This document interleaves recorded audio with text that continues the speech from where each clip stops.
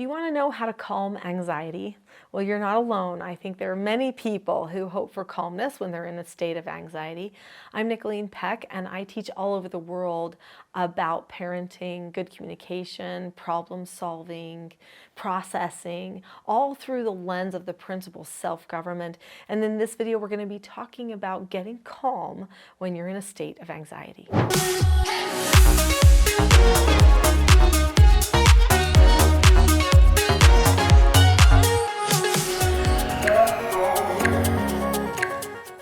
So let's talk for a moment about what it means to be anxious, and then let's get into some of the nuts and bolts of things that you can do to be calm.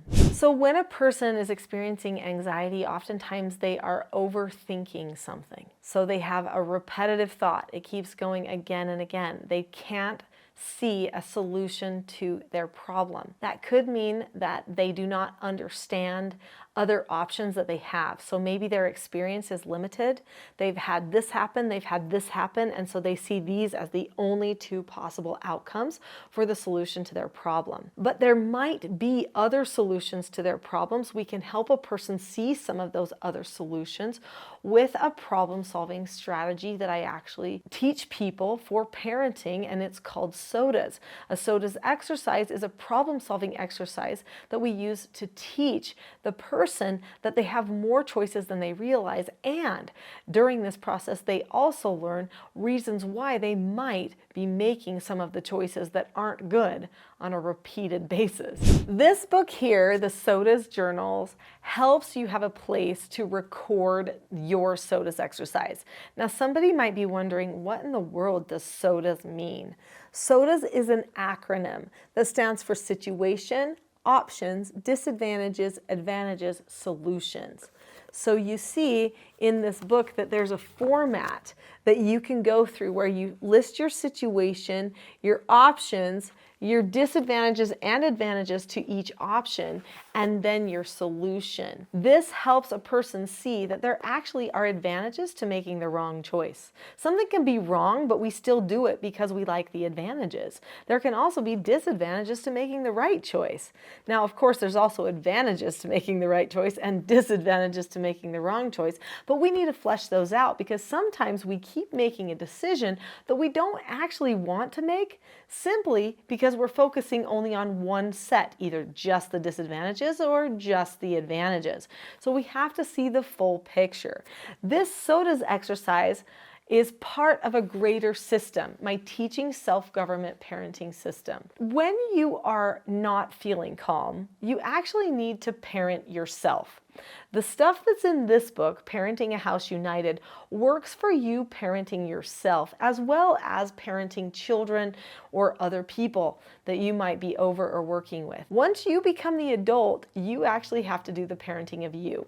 And the principles that are part of this program actually work for any age. So I highly recommend learning all of the skills and principles of self-government. But a great place to begin is with calmness. So you're asking the right question today. In fact, there are so many other questions that probably you'll start asking after we talk about calmness today. So don't forget to subscribe to this channel because so many of those next questions have probably already been answered here. So So.Da.S exercises are able to help you in the moment as well as ahead of time so that you don't get to a place of severe anxiety. But let's say you're having a moment where you are feeling anxious. You could do a So.Da.S exercise at that time. You could stop yourself and say, let's look at the full situation here. And if you can see the situation clearly, then you will better be able to problem solve it and see a way out. But what else can you do? You can learn how your thoughts and feelings work together. You can learn that this feeling of anxiety does not have to control you. You can tell yourself, this is anxiety. What thoughts do I want to have about the anxiety? Did you know that every time that you start to feel stressed or anxious, you actually have thoughts that are on a repeat track in your head? So what you can do is say, I don't like that thought. That's the thought that occurs all the time. The thought is, I can't. Or maybe there's some other thought that you get in your head. So you need to replace that thought with a new thought. What is it that you can tell yourself instead? You can say, this is just anxiety. Everyone experiences anxiety.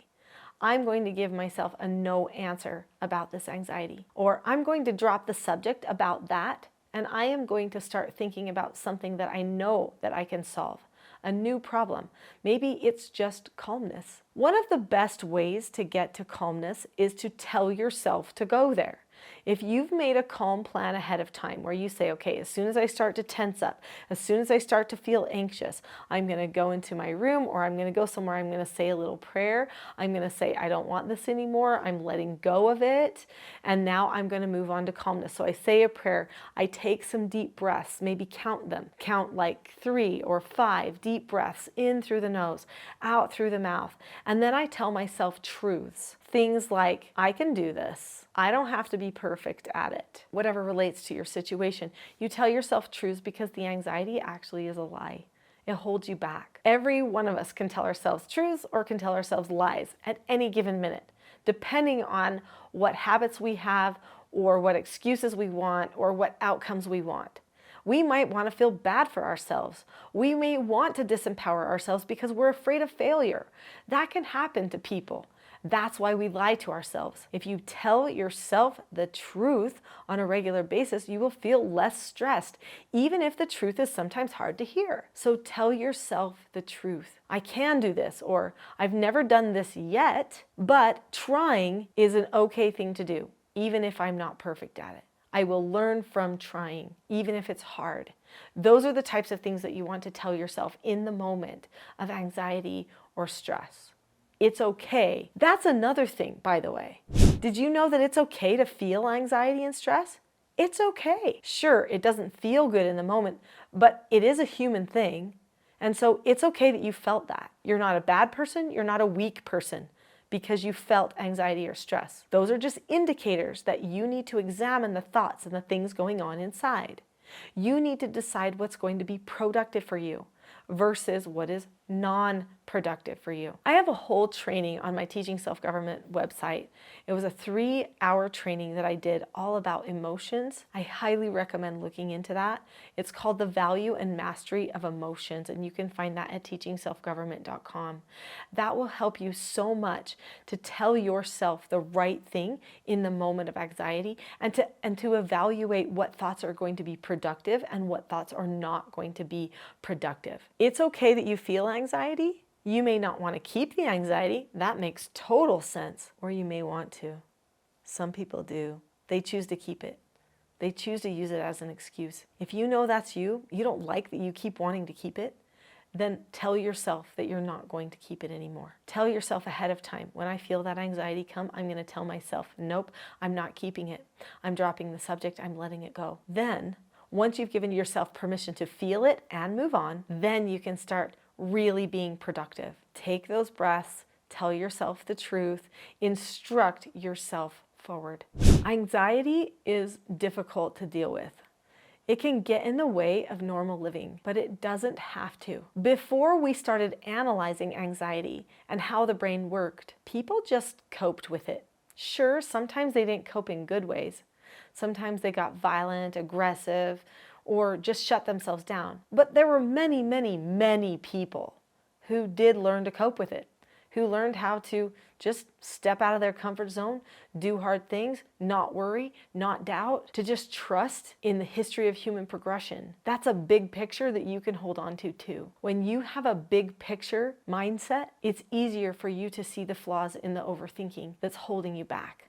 Don't hate yourself or be mad because you have anxiety. Everyone has some. But don't let it define you either. Break free from it. It's possible.